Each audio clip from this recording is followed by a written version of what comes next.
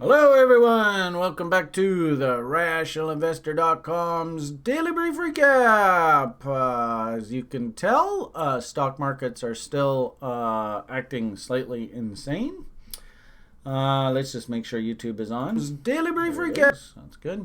You probably noticed over the past couple days there isn't a whole hell of a lot new to report here. Unfortunately, I don't really see any of this stopping until the end of the month. Ides of March, I had made references. It's funny how back in January, watching that January barometer, we were kind of thinking Ides of March bottom. But I'll tell you, I certainly didn't expect them just to throw the baby out with the bathwater here. We always, I guess for your guys' conversation, we probably want to start over here on our regular chart deck. We had made reference yesterday to the potential of a empire pattern. Actually, it did fire yesterday. And you can see the follow-through reaction. ECB had their monthly interest rate policy statement. And ironically enough, the market was not impressed with what they had to say. No sort of emergency measures or anything coming out of Lagarde today. I've been talking about wanting to short things like the euro, but frankly speaking, I'm just personally myself, I'm just sort of like, whoa. I don't even want to spend any money right now. I want to let everything settle down. Actually, I did buy a cryptocurrency today. I've been talking to you guys about wanting to get some mana for Decentraland, so I actually got filled on that. This stock market itself just looks like a mess. I have pretty much sold off everything that I wanted to sell off, setups and stuff, but I have some positions, like I got rid of Novogratz here, but I really love this goddamn hut, and I don't want to have to walk away from it, but if we end up closing out down here today, I think I'm going to have to. But that's the kind of market is. It's just, man, it's just painful. And the worst part about this, right, is that I remember last summer, and I was even scolding myself in the daily brief today. I remember last summer going, oh, man, I still want to short those Canadian banks, and I want to short this and short that. And I ended up, weirdly enough, into January, convincing myself that we were going to rally into the end of the year. And there was clear sailing. Ooh, wow, is that ever a mistake? But nonetheless, as I sort of said yesterday, what it's about me right now is it's like just a whole bunch of paper cuts, right? I buy at the bottom of the range and get stopped out, have to take a paper cut. And that's probably best because you don't ever want to get into a position where a small problem turns into an absolute disaster. But at the same time, too, I'm sort of suggesting to people, and ironically enough, things like Bitcoin and stuff coming actually into value. I actually think that there are some interesting value propositions out there, and people are not really thinking logically in the market right now. No rationality. It's just sell, sell, sell, keep selling, keep selling, keep selling right now. And we also saw a little bit of weakness coming out of the gold. Remember, I was worried about the gold market there the other day. So, indeed, it had to come back down to these lows. Looks like it's enjoying a bit of a bounce here, so that's encouraging. But they're selling everything. And, of course, what did they hit overnight here? They hit the corn hard. We had been talking recently about the potential for a head and shoulders here if we could somehow find some sort of bottom. But I distinctly remember saying that, okay, great, we had location. Now can we get some sort of indicator confirmation? And we got nothing here. The one good part about this is that actually I think, first and foremost, this head and shoulders thesis, that's off the table. Obviously, reload zones, not relevant now. Thursdays we have the baby powder report on TRI. And Julian's basically been talking about tops and in the corn and crypto for a while. So congratulations, Julian. Nice read on the market. And I have to say, he also had a pretty darn good read on the coronavirus there. I'm not going to get into all that conversation, but nonetheless, it is what it is, and the market's freaking out right now. What I would just simply say, I find it fascinating. We even painted this crazy chaos level there on this double top breakdown and said, could price really go down all the way there? And well, here we are. Now, the interesting thing about this level is that actually it jumps out to me as a level that actually I think that there was some unfinished business done.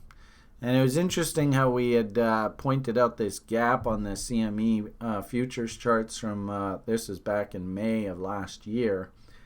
And it had never been fully filled in through this bottom, and sure enough now. And I mean, frankly speaking, I would prefer that Bitcoin just stay down here and just close this gap, finish that up, and clean up this price chart. If we actually put another tail in here, then that means we probably got to come right back down and fill this gap with a candle body.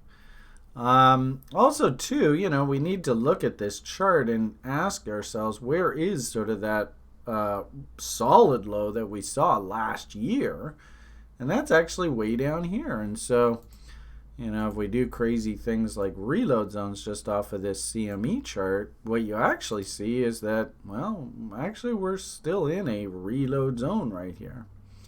And I think I had made reference to this recently, that I do like the idea of hunting for value in crypto right now. Ironically enough, if you can find an asset that's at sort of cost of production, if it be a commodity or, like oil or gold, or now I suppose cryptocurrencies, then there's probably some value there.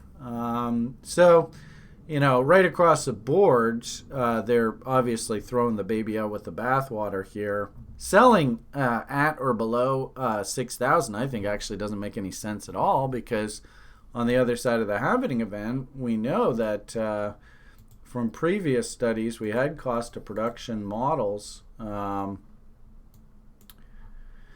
that said here back in June 2019, I've shown you guys this before, we did some studies that said about $2,000-$3,000, and it made sense why the price bottomed into there. Well, so, after this halving event, that'll be basically $5,000. So, in and around this area, I actually think it's value. The problem here, of course, is that the broader market, they're just throwing the baby out with the bathwater right now. I do find it interesting that we have been following this potential, and I seem to remember talking to you guys, was this going to head and shoulders its way out? Well, it looks like it did. Remember we had said there a minute ago off of your guys' chart, was there an inverted head and shoulders? Well, that's been invalidated. Also, too, this is interesting. Maybe we finally have that capitulation volume that sort of marks, that's it, we're done. We still don't have any divergence here yet in our momentum indicators. It's good to see that Willie is finally on this candle getting stupidly oversold here. So hitting chaos levels, these head and shoulders objectives, like I showed you on that other chart, have now been hit. So does it really make sense to be a huge seller down here? I don't think so, but who knows what's going to happen here. Do we have a bottom yet? No. We're probably going to have to go through a period like this where we bounce, dead cat bounce off of lows, then come back down, test the lows. All right, well, we broke to new lows, and we got to rally back, then test the lows. Okay, fine, we're finally going to turn back up and make a W. And then you'll know that Bitcoin's a buy. So it's going to be a little while yet here. And I think I've sort of shown you recently off of this chart, what do these bottoming windows look like? If we go up to, I think I had this on the daily.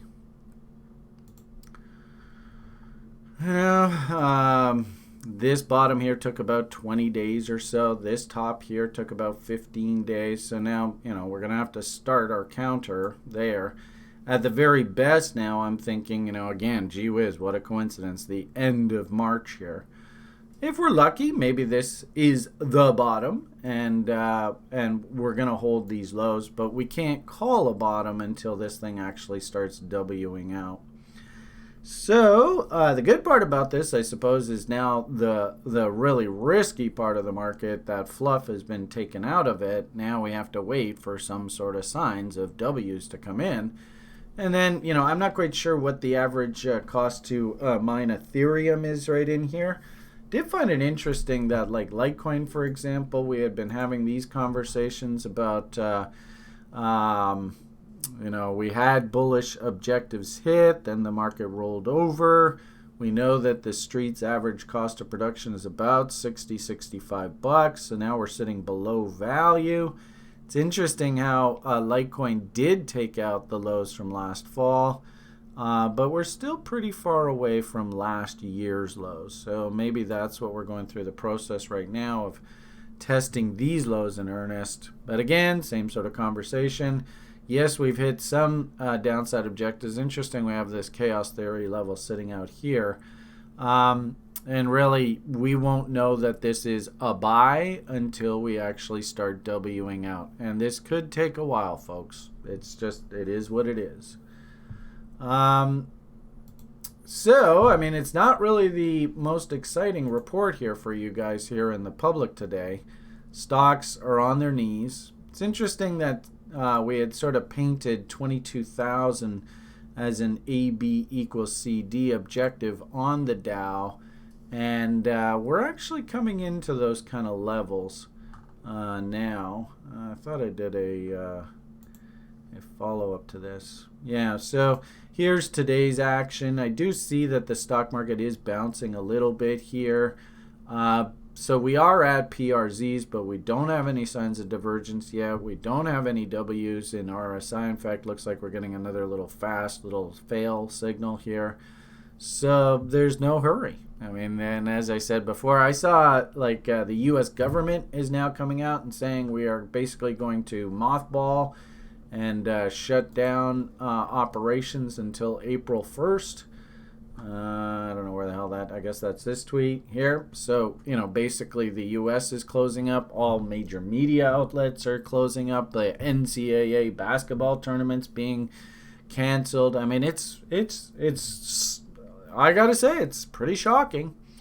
Also, too, what I was sort of suggesting to site members today, kind of idea that what does a typical market route look like? How long does it take to play out? We are sitting right about here, and you notice that, typical bottom somewhere probably at least another week or two down the road. At least another good 10 days at least. So again, here we are, the 12th of March. We've talked about the Ides of March. That's usually when people freak out in the market. Year in, year out. So cliche. Japanese fiscal year end is 31st, so we'll find out whether they're got their short and curlies caught in the ringer. But really, I don't see any reason to do a hell of a lot in the market here until the end of March. Really brutal. Just to finish off the video here today, the interesting thing is, some of these coins like Doge, for example, if Bitcoin comes down, Doge actually rallies. That tells me that this thing's probably at or near some sort of floor. I did find it interesting today. Somebody actually tried to ramp UBIC up here, but we'll see what happens there. But the only business that I've done here recently, and I got filled here today, was I want to go and buy some property in Decentraland, and of course you have to buy it with mana. But of course I didn't want to chase when they first launched the Decentraland went live, so I was like, okay, well, if I can buy, where am I going to buy? And I had a couple bids at these price gaps here, and ding, ding, ding, I got my fills here this morning. So I have been buying something here today, but I'll tell you, this is going to be a tough slog for the next couple weeks, and I was even sort of musing getting these daily videos going for you. I'm not quite sure if I'm going to be able to give you a hell of a lot of value through 2020. We are in chaos right now, and did any of you, I don't know whether any of you follow John Bollinger. Ironically enough, he's kind of a peer of mine. But he last summer basically said, I'm not talking to the public anymore, because I think he probably saw this coming. It is going to be a tough slog for everybody here in the world for the next few years. You know, recessions usually happen in eights, nines, zeros, ones, and twos.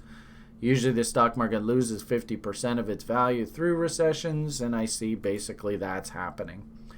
I did find it fascinating, just on a side note. I haven't talked about this recently, but there was a gentleman on Twitter and social media and all that kind of stuff who put together this chart. I thought this was a fascinating chart, and I was super thankful when I saw that he had put it out, and I was raving about him and all that. But, you know, if you look at the stock market from just a regular perspective, you'd say, oh, wow, gee whiz, what a beautiful bull market. All right, everything's rock and roll. But this is not real.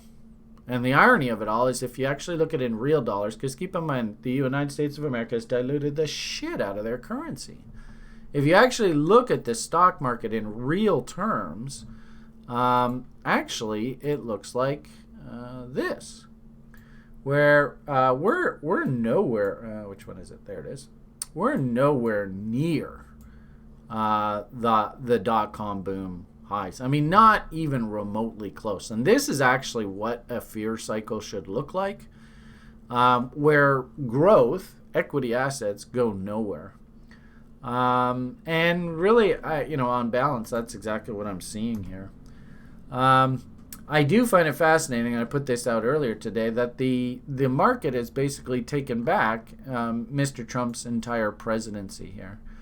So, I mean, who knows how the hell all this is going to play out, but I'll tell you, this is starting to turn into, actually, I guess they're bringing the market back. Earlier this morning, we were basically at unchanged.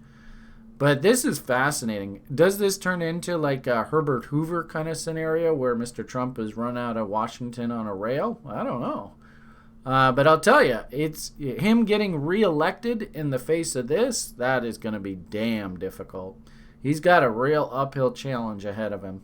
And I'm a little surprised that the Goldman Sachs's and the 1% have basically just left him out to dry here. That actually surprised me a little bit because they did really, really well off of him. And it looks to me like they're just hanging him out to dry here. But, oh well, we'll see what happens.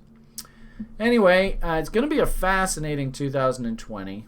My number one suggestion to you, absolutely, without a shadow of a doubt, if you cannot afford to risk this kind of your capital in the marketplace, and you can't afford to lose this money, for fuck's sakes, get the hell out of the market. I do fully expect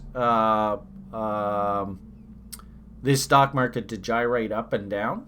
And like I said, after April, I think there's probably going to be some fun trades on the long side, but there's nothing for the next couple of weeks. And this is not a risk-less market. This is an extremely risky market. And, the irony of it all is I'm trying to tell you here on this free YouTube video, maybe just stop watching these crazy market rants and stuff like that until you actually hear the feds come out and put a floor in the market and say, we are absolutely backstopping this, all the money you want, quantitative easing, blah, blah, blah, blah, blah. I haven't heard any talk like that yet. I heard a little bit about the Fed coming in and doing some repo action here in the short term.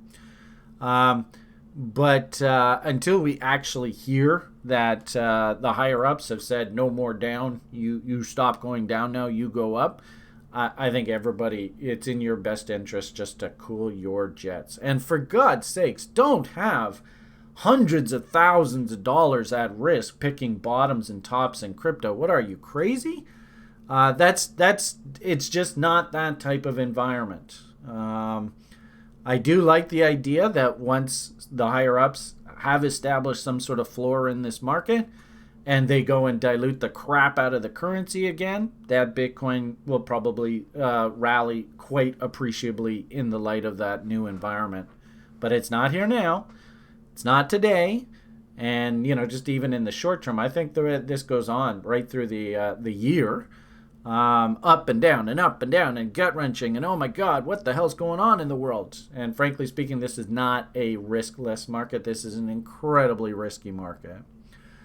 So, as you've been told over the past I guess about 2 or 3 weeks, I've been just liquidating a lot of all the little speculative stuff that I've had in my stock account, all the little penny stocks that I was hunting bottoms on. They just all got blown out. And you've watched day after day after day how I've had to go in and clean up this account and just liquidate failed ideas. Maybe you have to do that too. Sometimes when the market's like this, your best is just to get out and just cool your jets.